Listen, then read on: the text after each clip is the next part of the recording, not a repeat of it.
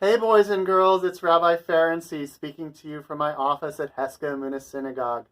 I want to say Shabbat Shalom and start with some singing of everyone's favorite bim bam. Get your bim bam hands ready. Bim bam, bim bim bim bam, bim bim bim bim bim bam, chitty beady beady bim bam, bim bim bim bam, bim bim bim bim bim bam, and Shabbat Shalom, hey! Shabbat Shalom, hey! Shabbat, Shabbat, Shabbat, Shabbat Shalom. Shabbat Shalom, hey! Shabbat Shalom, hey! Shabbat, Shabbat, Shabbat, Shabbat Shalom. Shabbat, Shabbat, Shabbat, Shabbat Shalom. Shabbat, Shabbat, Shabbat, Shabbat Shalom. Shabbat Shalom, hey! Shabbat Shalom, hey! Shabbat, Shabbat, Shabbat, Shabbat, Shalom. Zoom, gali, gali, gali, zoom, gali, gali, zoom, gali, gali, gali, zoom, gali, gali. The other words are hechalutz, leman, avoda, which means to volunteer in order to work. And then we switch it up. We say avoda, leman, hechalutz, to work in order to pioneer and volunteer.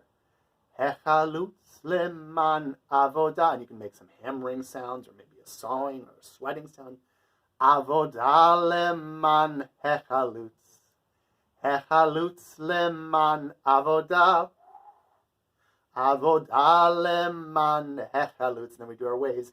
Zoom gali gali gali, zoom gali gali.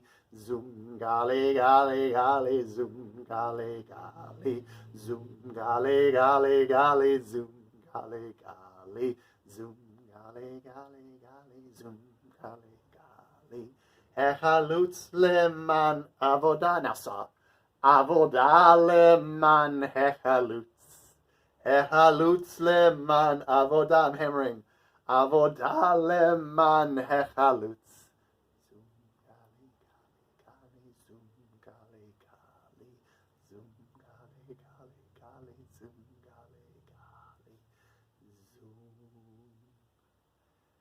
Zoom, and a little louder, zoom, and then loudest, zoom. Okay. Now that we're all energized, let's stand up a little. Idu et Hashem b'simcha, idu et Hashem b'simcha, bo lefanav birnana, lefanav birnana. Get ready to spin. La da da da da da da da da da. La da da da da da da da da da da da da da da da da. Ya da da da da da. A little faster and louder, but I can't spin that fast, so you may have to spin without me. Ivdu et Hashem b'simcha, ivdu et Hashem b'simcha. Bo lefanav birnana, lefanav birnana. Stand and spin. La da da da da da da da da da da.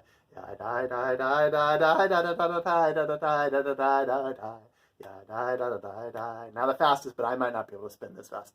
Eve duet Hashem b'simcha, Eve duet Hashem b'simcha, bo lefana birnana, fana birnana, la da da da da da da da da da, la da da da da da da da da da da da da, ya da da da, ya da da, ya da da da da da. Who knows what holiday is coming up? Purim was behind us, and next is Passover. In Hebrew, we call it Pesach. We're going to read Little Red Hen and the Passover Matzah. Matzah, because you don't eat regular bread. For Passover, you eat matzah. You don't eat anything that rises with yeast. The greatest wisdom of all is kindness. The year was passing. Little Red Hen could feel the change of the seasons in the tips of her tail feathers.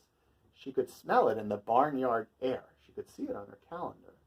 "Ay, gewalt!" exclaimed Little Red Hen, thinking ahead to the spring. "Before I know it, it'll be time for Passover. I'll need some matzah for my Seder dinner, and that begins with some grains of wheat." In the corner of the chicken coop, the Little Red Hen kept a small pile of grains, safe from wind and water. She can't get them wet. They're going to make matzah. She gathered them now and went to find her friends. Such friends she had, always ready to lend a hand. "Who will help me plant these grains?" she asked them. "Not I," said the sheep. "Sorry, Bob," said the horse. "Think again," said the dog, a little bit rudely. The Little Red Hen was not happy. Okay, I shouldn't worry. I'll just do it myself. And the Little Red Hen planted the grains. Months passed. The sun shone, the rain fell, and the grain grew tall. The Little Red Hen waited patiently. Finally, there was a field of wheat ready to be harvested. Little Red Hen went to her friends. This time she was sure they'd lend a hand. "Who will help me cut the wheat?" "Not I," said the sheep. "Sorry, Bob," said the horse. "Think again," said the dog, a bit rudely. "We're your friends, not your servants." Little Red Hen was definitely not happy. "Friends, she muttered. "I'll just do it myself." And Little Red Hen cut the wheat. Wheat was ready for the mill. Little Red Hen gathered it together and went to find her friends. "They won't disappoint me again," she told herself confidently. "Who will help me carry this wheat to the mill?" she asked them. "Not I," said the sheep. "Sorry, Bob," said the horse. "Think again," said the dog, a bit rudely. "We're resting." That dog. Little Red Hen was really not happy this time. "I should live so long," she fetched, "to see this bunch of lazy, no-good-nicks put in an honest day's work. I'll just do it myself." Little Red Hen took the wheat to a special Passover mill, where a miller ground it into flour. Then she schlepped that flour back home in a heavy sack, clucking to herself away. Before she knew it, it was spring, the morning of the first night of Passover, of Pesach.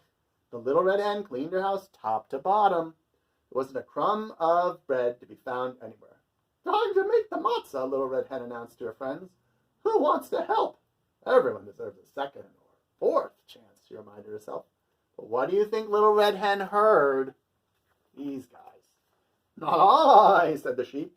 "Sorry, Bob," said the horse. Laughed the dog. "Think again." Little Red Hen was not happy. She was not surprised either. Okay. So I should starve. I'll just make it myself.